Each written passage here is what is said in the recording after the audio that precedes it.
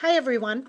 Today we are continuing our examination of the new Educator Effectiveness system, which will be implemented next year. As I've mentioned before, our rollout plan involves walking you through all the steps this year so that when implementation occurs next year, you won't be quite as anxious or concerned had you not had this exposure. As we continue to look at educator effectiveness, I think it's extremely important to remember that while this will be the process used for your evaluation, it is designed to help you identify areas for improvement, receive the support you need, and improve the results you get with students. It is not designed to be a gotcha system. I've heard repeatedly from DPI and CISA representatives that this system should be considered a treasure hunt, not a witch hunt. You'll have ample opportunity to demonstrate your skills and document quality instructional practices taking place in your classroom. I think it's also important for you to remember that this system is still being piloted and changes will be made. We'll continue to get better at the work required for this system as time goes on. There were a number of great questions that I received from you after the first video on educator effectiveness. Let me begin by addressing some of those right now. So one question, how do specialists, people like the counselors and speech-language pathologists, fit into the educational effectiveness system? Well, at this time, it's being suggested that the evaluation system used by districts in the past continue to be used for specialists. Charlotte Danielson has frameworks for specialists, but DPI is not yet ready to roll that piece out. Again, it's suggested that our specialists be required to develop SMART goals, not SLOs necessarily, that are used as part of their evaluation. Will the educator effectiveness system tie into salary increases since lanes are gone? As you know, the district does have a teacher compensation committee that is working on a new compensation model for you. We've looked at models that do in fact tie increases in salary to satisfactory completion of a 3-year evaluation cycle. An increase in pay is aligned to a promotion based on a summative evaluation that is proficient or advanced.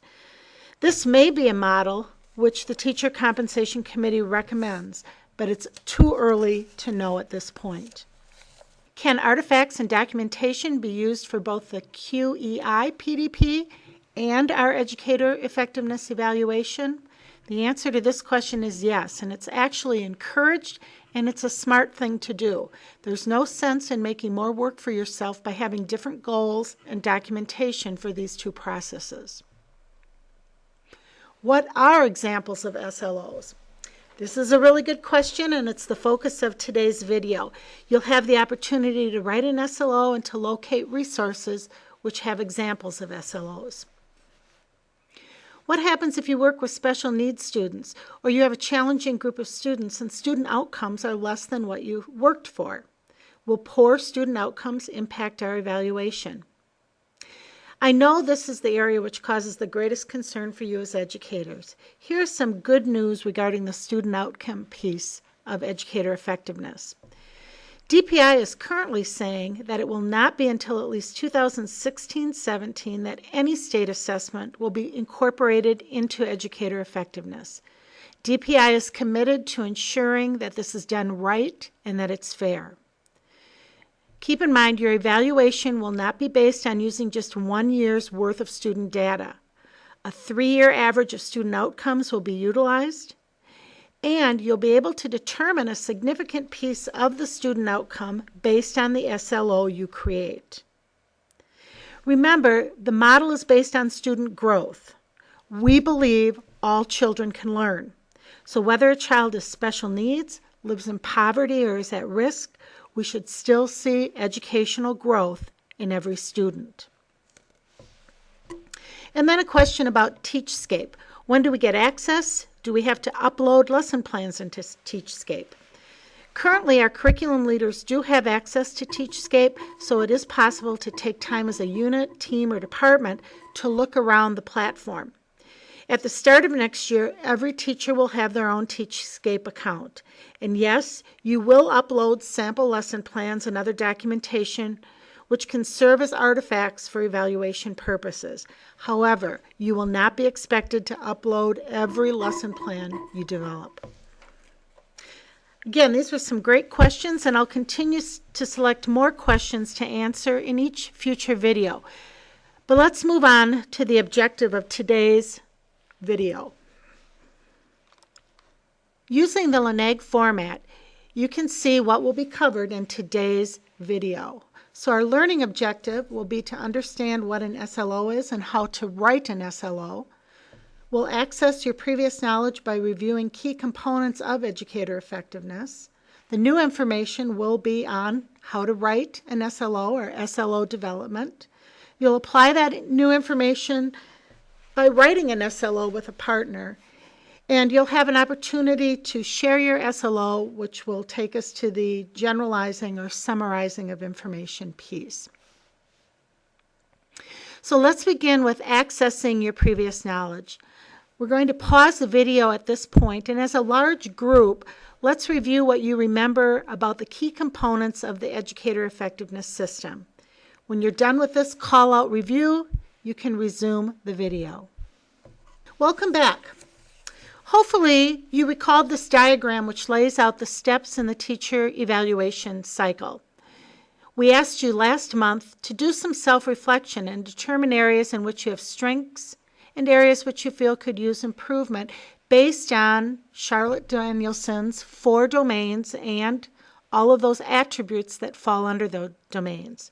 This self-reflection guides the professional practice goals that you establish. You'll also need to look at data in regard to students in your school and your classroom. The data will enable you to create appropriate student learning outcomes to guide your instruction. This work takes place at the start of the school year. You then meet with your building principal to have your goals approved. Once that's done, you can begin collecting evidence, documenting your work, and observations by your building principal, whether they're walkthroughs or a formal observation, will begin. You'll meet mid-year, somewhere in January, to review your efforts and make adjustments as necessary, and then continue with your evidence collection.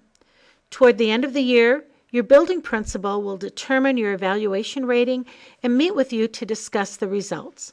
This final evaluation conference should also set the stage for the goals you will consider for the upcoming year. You probably also mentioned that half of your evaluation will be based on your professional practice. That's the 50% shown on this chart that reflects the Charlotte Danielson model. The other 50% will be based on student outcomes. Now, this is the most recent breakdown of those student outcomes that are part of your teacher outcome measures. Note that student learning objectives, SLOs, are now 45% of the 50% of your evaluation. DPI has taken out the state assessment at this point, as they will not be ready to have that piece in place for next year. As I mentioned earlier, that probably won't be ready until 2016-17 at the earliest. DPI is now suggesting that teachers and principals create 2 SLOs. Then that way you don't have all your eggs in one basket, so to say, and there's actually multiple ways for student growth to be measured. Let's move on now to new information about SLOs. Each teacher will be developing SLOs based on data from their classroom, their grade level, or their building, and this will be done each year. You are able to develop an SLO as a department or grade level if you so choose. To me, it makes sense to work as a team in developing at least one of your SLOs. From the professional learning community model, we know that none of us are working in isolation. You'll work with your building principal over the course of the year to implement and measure your SLOs, and those SLOs can be adjusted if necessary. As buildings develop improvement plans and set goals, it makes sense that your SLOs be aligned with those goals. And it also makes sense that SLOs be aligned to the professional practice goals that you may set for yourself. The SMART goal framework should be used for writing your SLOs.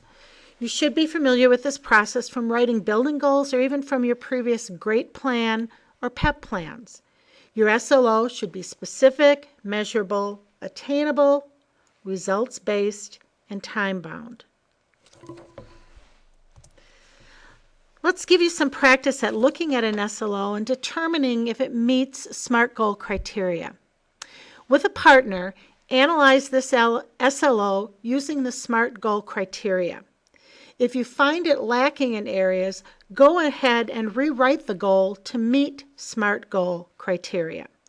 So we'll pause the video at this time, and again, take as much time as needed for you with a partner to analyze this goal. Is it a SMART goal? And if it's not, then how could you improve the goal? Did you all agree that this is not a quality SLO? As you can see, the only criteria met was that it was time-bound. It stated in this school year. The goal was too broad. It didn't state how it could be measured. There was no specific area identified and no indicator of student growth. Those would be areas that you could have improved this SLO on. Take a look at the revised goal. By May, students who are below grade level in reading comprehension will increase their instructional reading level by 1.5 years as demonstrated by their Fontes and Pinnell benchmark assessment level. That certainly is an improved goal. This SLO is much more specific.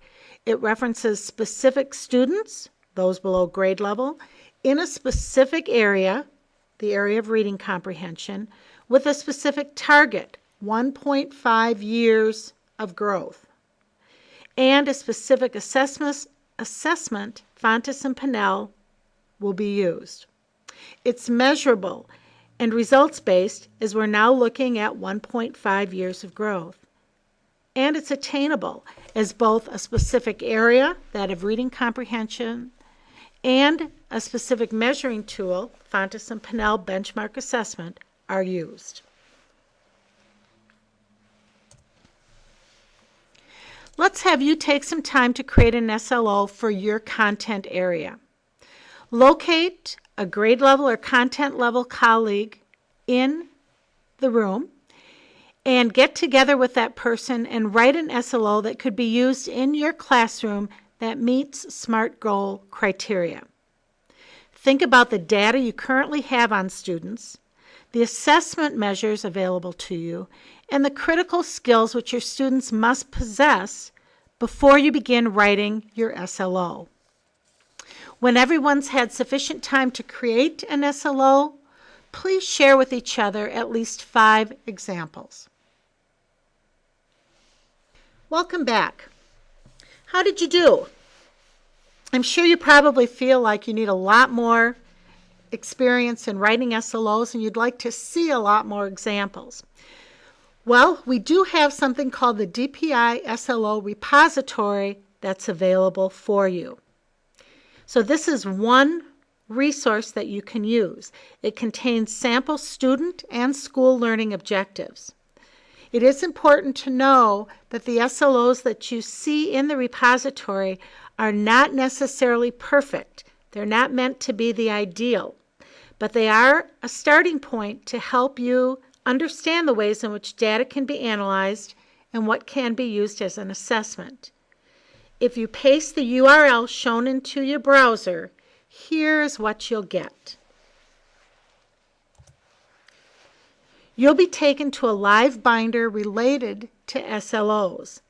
The SLOs are separated by educational level: elementary, middle, and high. There's also school learning objectives for principals and an example of vertically aligned goals. Each educational level is further divided into specific grade and content areas. So continue to think about SLOs, which may be appropriate to your subject and age level, and feel free to explore this live binder to see what exists. Notice that if you excel at writing SLOs, you can even submit some which you create. As you leave the meeting today, please turn in the SLO you created. We'll compile these examples, and in our next Educator Effectiveness meeting, we will do some analysis to determine if the SLOs meet SMART goal criteria. And please let me remind you, we are on a path of continuous improvement. We're taking small steps.